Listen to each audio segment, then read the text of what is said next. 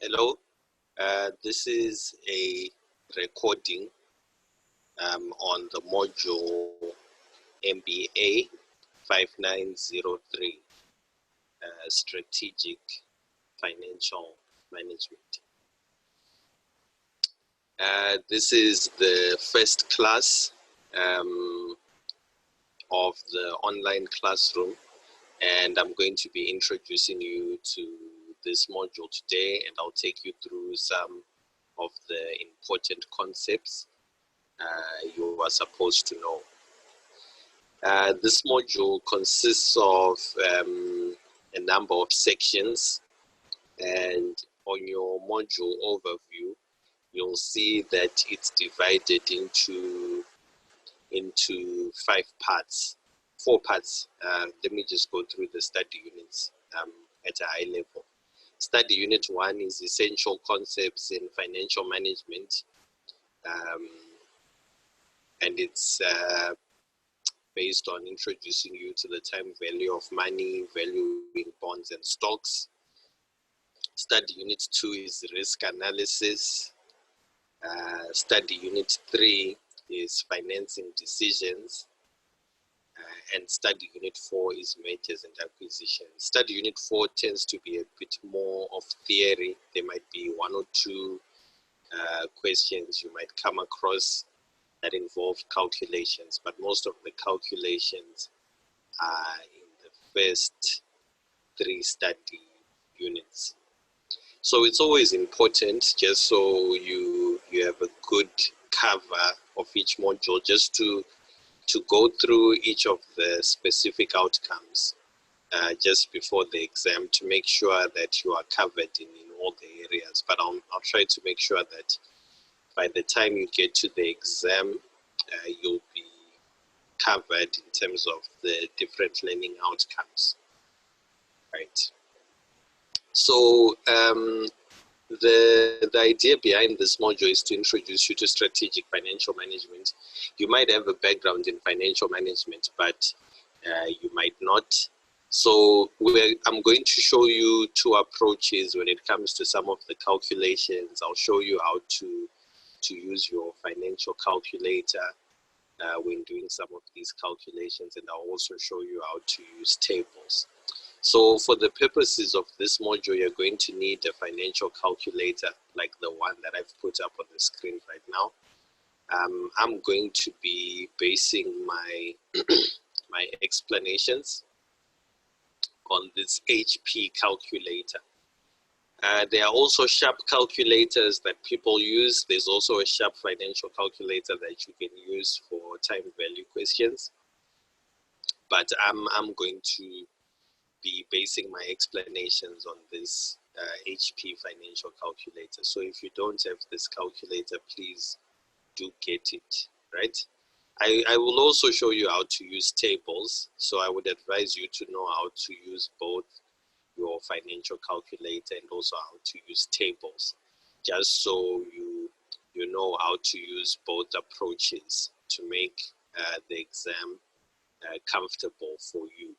Okay, so the first thing I'm going to introduce you to today is the time value of money. I'm just going to introduce you to the time value of money. And the time value of money is part of study unit.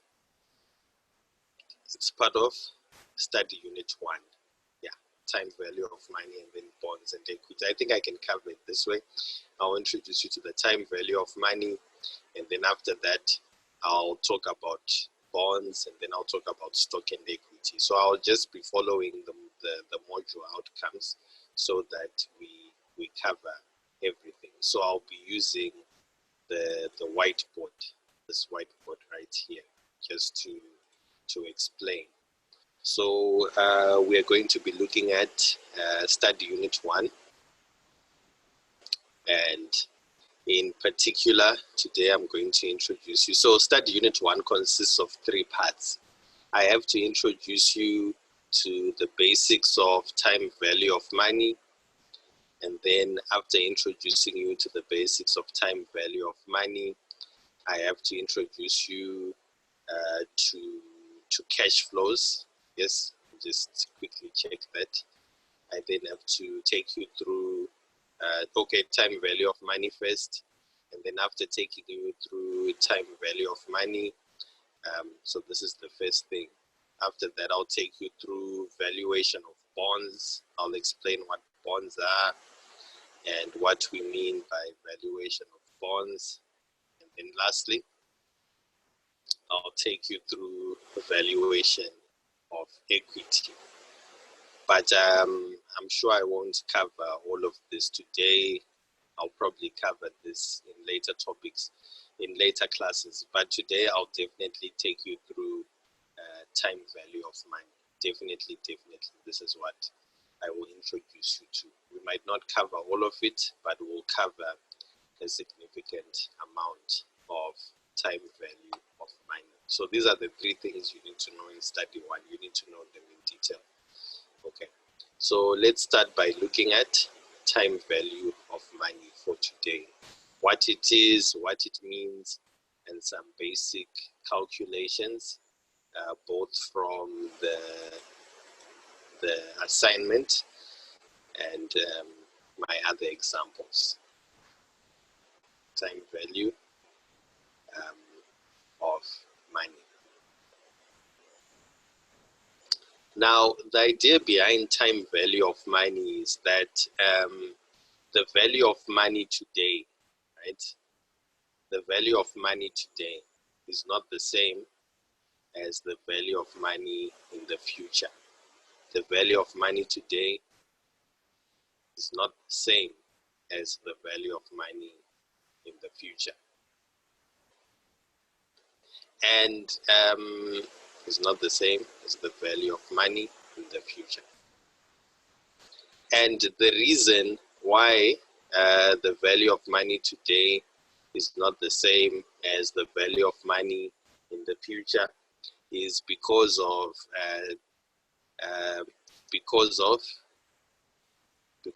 things like inflation, right? 100 rand today, what 100 rand is worth today is not what 100 rand will be worth in 10 years because of inflation, and also because of risk. If a bank lends you 100 rand today, they don't expect you to pay 100 rand back in 10 years. They charge interest because when they give you money, there's an element of risk, right? You are a borrower. So as a borrower, there's an element of risk associated with you borrowing money. So they charge you interest. And the same applies when you deposit money to a bank. There's risk there. You're giving them money so that they can lend it out to other people. So you expect a return. So investors will always want to be compensated for inflation. Not just investors, everyone will always want to be compensated for inflation and also for risk.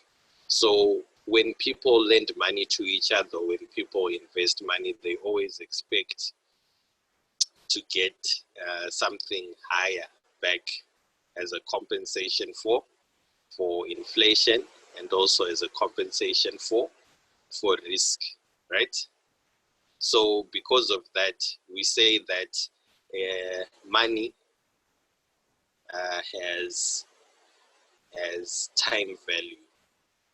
Because of that concept, we say that money has time value, right? It means that money, the value of money, is dependent on time. Receiving 10,000 rand today should not have the same value as receiving 10,000 rand 20 years from today, because of things like inflation and risk and interest.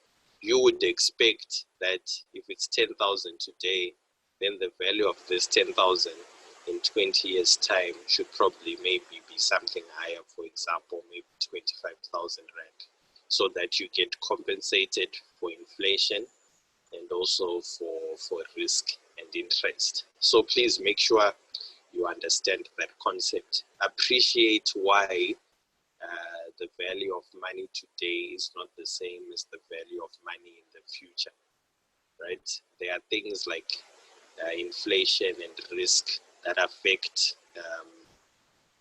the value of money. So that's the first important thing you are supposed to understand. Okay.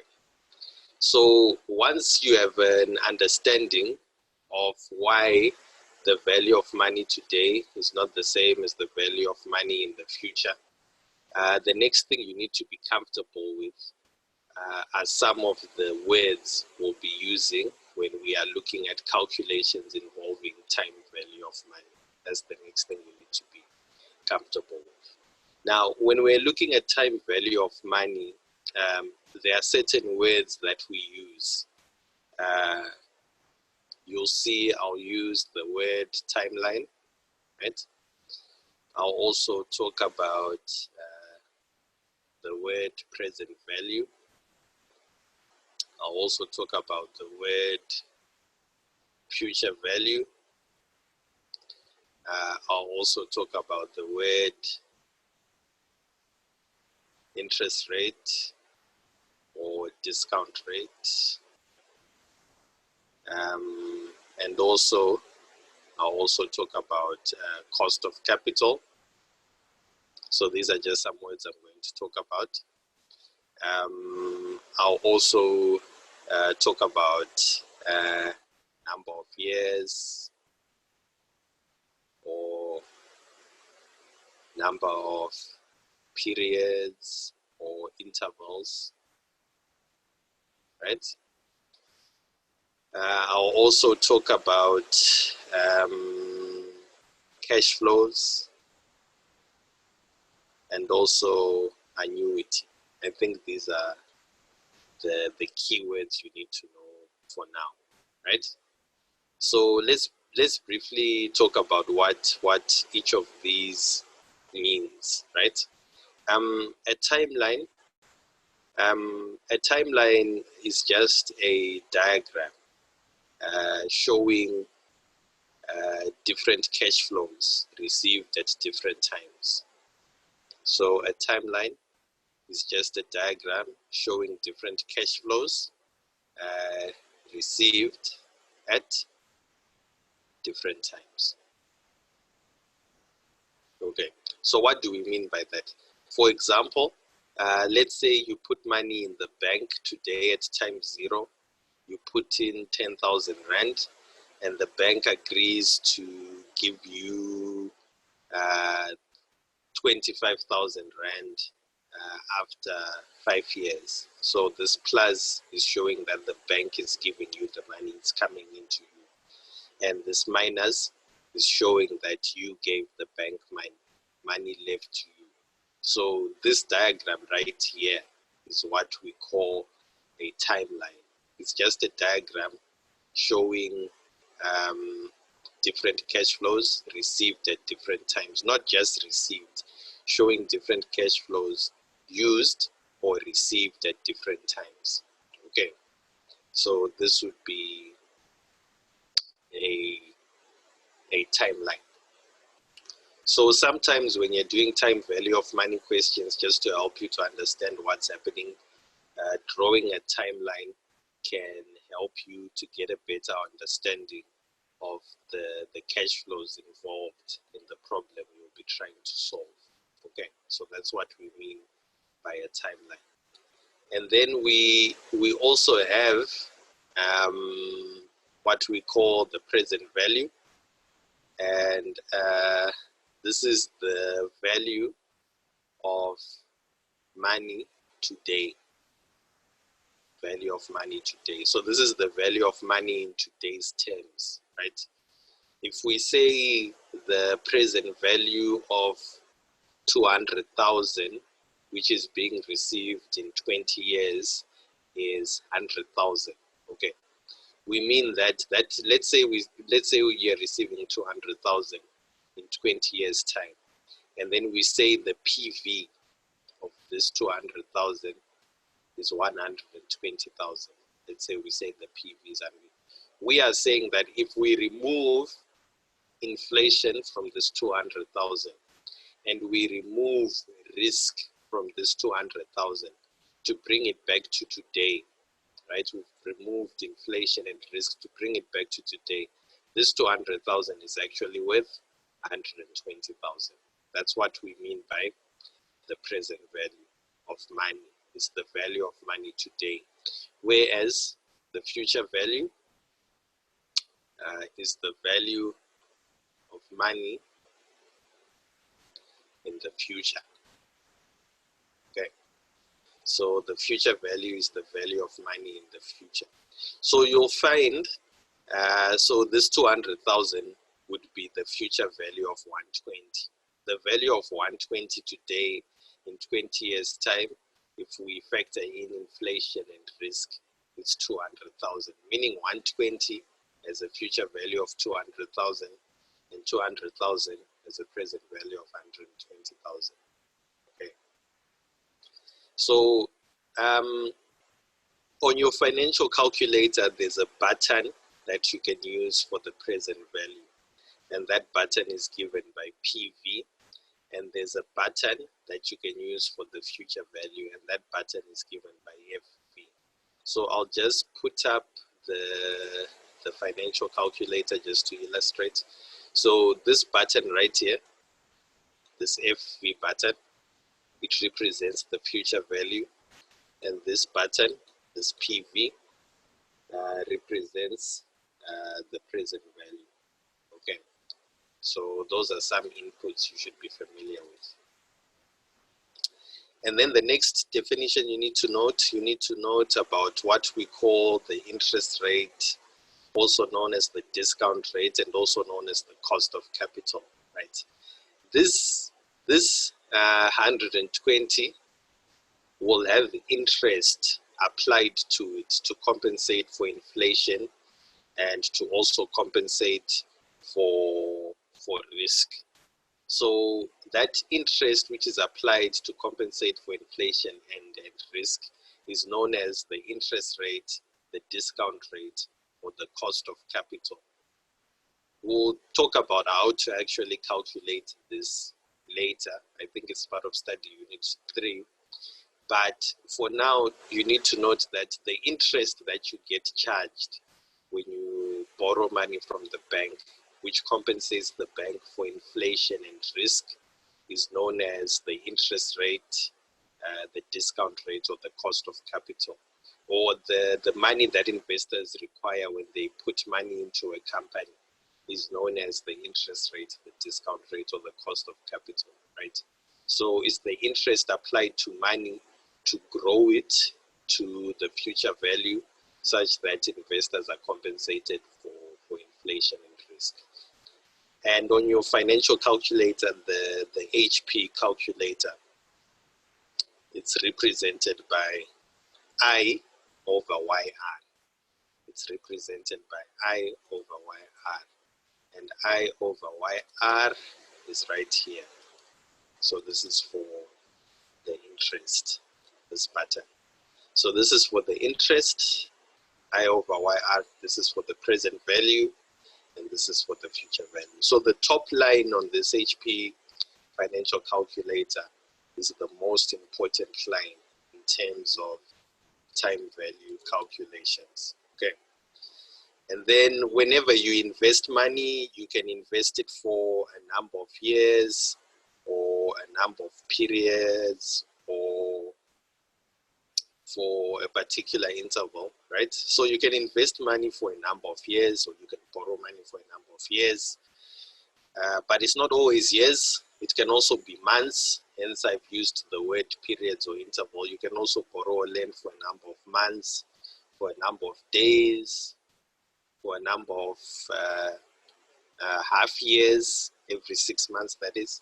So the money invested or borrowed is borrowed or invested for a certain amount of time. And the number of intervals or the number of periods is represented by an N on your financial calculator. Please note that it's not always years. It's usually years, but it's not always years. It can be other time intervals. So it's represented by N, and it's also part of that top line on the financial calculator. It's also part of that top line. Don't worry about what the calculator is writing, no solution. I'm just illustrating. So I've now explained what N is, I over YR is, what PV is, and what FV is. Lastly, you also have to understand what we mean by cash flows. You have to understand what we mean by cash flows. Now, when we're talking about cash flows, we're just talking about the cash that you receive at different points in time from an investment. For example, some investments might be as follows. They might require you to spend 20,000 today. Let's say your company purchases some new computers for 20,000 today. Let's say it's a capital project. They purchase something for 20,000. And then let's say after 1 year, they expect to receive 5,000 from that project. And then 2,000 after 2 years. Sorry, 20,000 after 2 years. And then maybe 30,000 after 3 years. And then maybe 35,000 after 4 years. So let's say the company expects to receive these cash flows. Okay, so these are the cash flows. It's just the cash associated with the project being received at different points in time. So that's what we mean by cash flows. So you see, we've drawn a time diagram, a timeline, and we've also illustrated cash flows being received at different points in time, right? So these cash flows, there's a button which can also be used on your financial calculator to input cash flows, and the button is given by CFJ, this button right here. So when you're dealing with cash flows, you would use this button. I'm going to show you how you do all of that. By the time you get to the exam, you'll know how to do all of that. Okay, so that's what we mean by cash flows. And then you also have to be familiar with the term annuity, right? Annuity. Let me just put back our heading here. Sure. You also have to be, so you use the CFJ button for cash flows. And then lastly, you have to be familiar with what we mean by an annuity. An annuity is just a regular payment. It's a regular payment or regular receipt of money per interval. So let's say you are paying money every month or every year on a loan. We call that an annuity. Or let's say you're receiving money every year or every month or every interval from a particular investment. We also call that an annuity. It's where you're receiving a fixed amount of money every year or every month or every interval, or you are paying a fixed amount of money every year, every month, or every interval. So it's sort of like the cash flows we were talking about, but now it's a fixed amount being received per interval. So that's known as an annuity. And on the financial calculator, it's represented by PMT. It's represented by PMT, which is this button right here, PMT. Okay. Right. So those are the basic definitions you need to know with regards to the time value of money. And now that I've taken you through those definitions, I can now introduce you to some calculations just to help you to get an understanding of how you can use your calculator to actually do these calculations and how they relate to your assignment and also the exam. Okay, so let's look at question number 1 from assignment number 1, just to illustrate to you how this would actually work in an exam or in an assignment, what we mean by time value of money. And I'll show you how to use both the financial calculator and also how to use tables.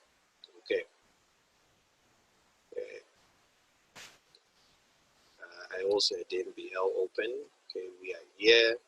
We are using MBA. Don't worry, I was showing you.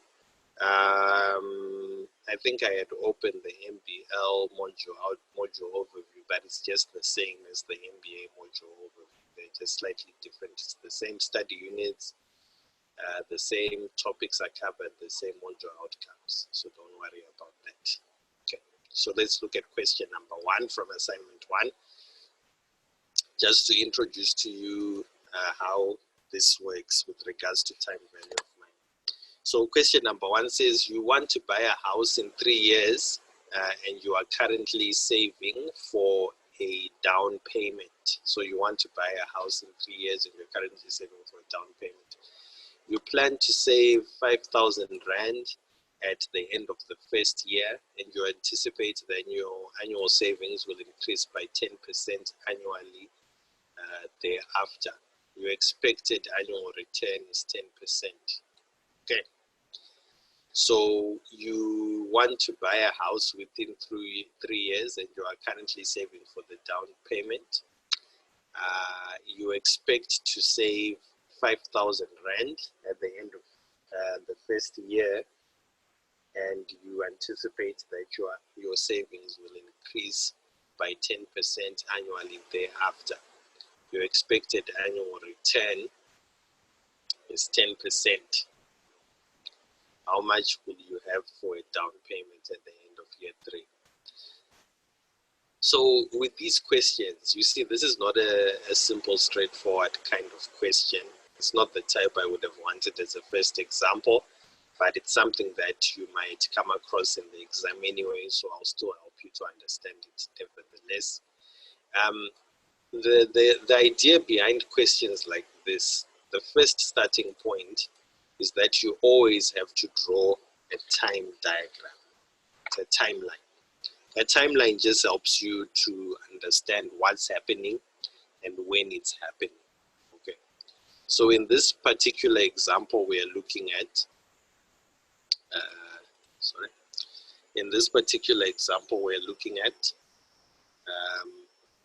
we are being told that you plan to buy a house in 3 years. So time 1, time 2, time 3, so time 0. So you want to buy a house in 3 years, right? And you are currently saving for the down payment. And what you plan to do, so 0 is today. This is today, right? 1, this is the time after 1 year. 2, this is the time after 2 years. And 3, this is the time after 3 years. So you plan to save 5,000 Rand at the end of the first year, and then you are going to increase this 5,000 Rand by 10% to get another amount here, which is 5,000 increased by 10%, right? And then you are going to do that again at the end of year 3. The amount that you have here, you are going to increase it again by 10%. So year 2 increased by 10%. Okay. So do you understand what's happening here? So the timeline will help you. At the end of year 1, you are going to deposit 5,000 into your bank account, right? And then at the end of year 2, you're going to take that 5,000 and increase it by 10%. And then the answer you get, you're going to deposit into your bank account. And then in year 3, the amount that you have, the 5,000 that you have at time 2, you are going to deposit it again and increase it by a further 10%. Okay, so that's what the question is saying here. So the first thing we need to do, so once you understand the question, it becomes easier in terms of how you can approach the question, and you can do whatever you want to do with regards to the question, right? So once we've understood the question and what we're being asked to actually determine and so forth, let's now calculate what will actually be put into the account at the end of year 2 and what will be put into the account at the end of year 3, right? Okay, so at the end of year 1, so okay, time 0, nothing is put into the account. Time 1, 5,000 is put into the account. Time 2, you'll put in 5,000 increased by 10%. When you're increasing something by 10% or by a certain percentage, you just take the item you want to increase and you multiply it by 1 plus the percentage you are increasing by.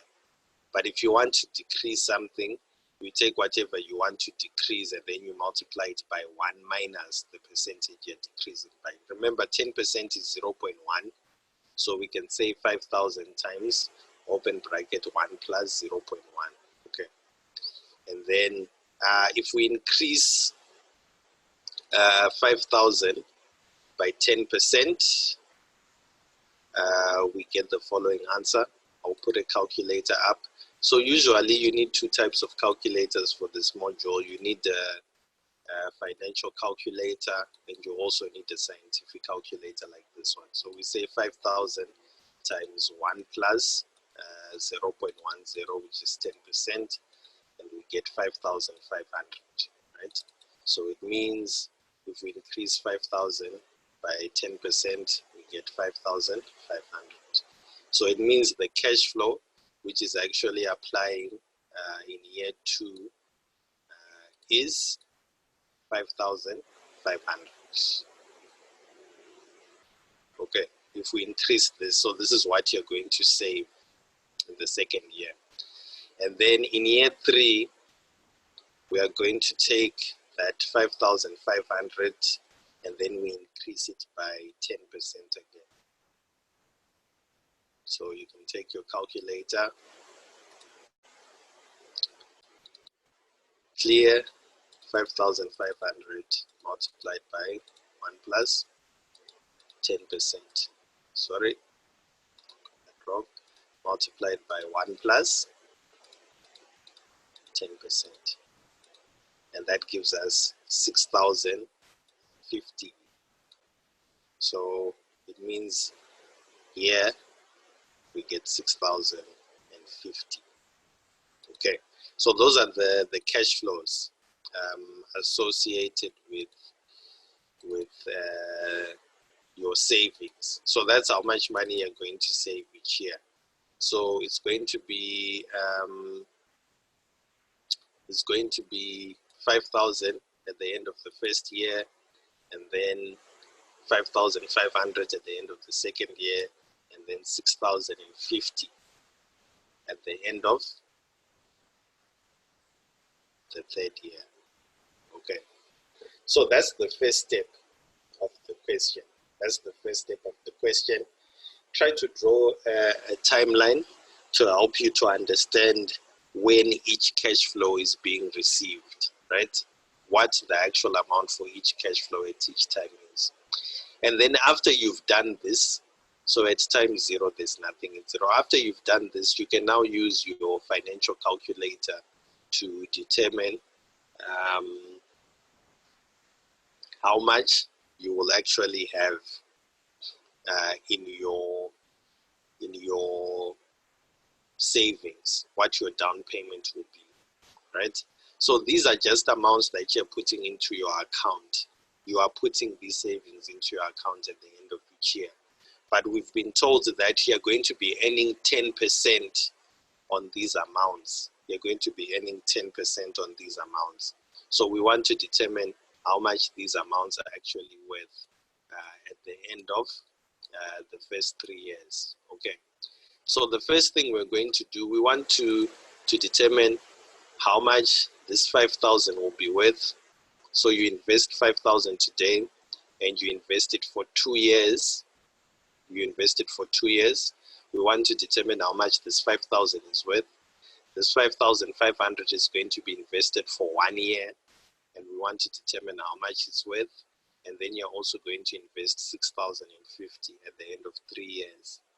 And we also want to find out how much that is going to be worth, right? So the first thing we want to do, we want to take 5,000 into the future to find out how much it's worth at time 3. We want to get our total savings after accounting for interest. Remember, we've been told you're going to earn an expected annual return of 10%. So you're going to earn 10% on this 5,000, and you're going to earn 10% on this 5,500, right? So we can use our financial calculator to determine how much 5,000 is worth after 2 years. And the way we do this, we take this 5,000 to be a present value because it's 5,000 when we deposit it. We're going to invest it for 2 years. We're expecting an interest of 10%, and then we can calculate the future value of that amount. So we can use our financial calculator to do this, right? We can use our financial calculator to do this calculation. Then I'll show you how you do that. So we can take our financial calculator and we can clear our financial calculator. So when you're dealing with your financial calculator, the first thing you should always do, always clear your financial calculator to make sure it's on 1 PYR. Your calculator should be on 1 PYR. By default, calculators are on 12 PYR when you buy your calculator, and that can lead to incorrect answers. So what you should do, you should press 1, and then you press this red shift button, and then PMT to change it to 1 PYR in case it's not there. Okay. So we want to determine how much 5,000 is worth after 2 years if we're earning 10% interest on it. So 5,000 is our PV. When we deposit that 5,000, it's worth 5,000. That's the present value. It's invested for 2 years. The interest rate is 10%. And then we get a future value of 6,050, right? So it means that this 5,000 is going to be worth 6,050 at the end of 2 years. We do the same for the 5,500. You're going to deposit 5,500 into your account. You're going to deposit it for 1 year because it's going to be at the end of year 2, and your investment lasts up until time 3.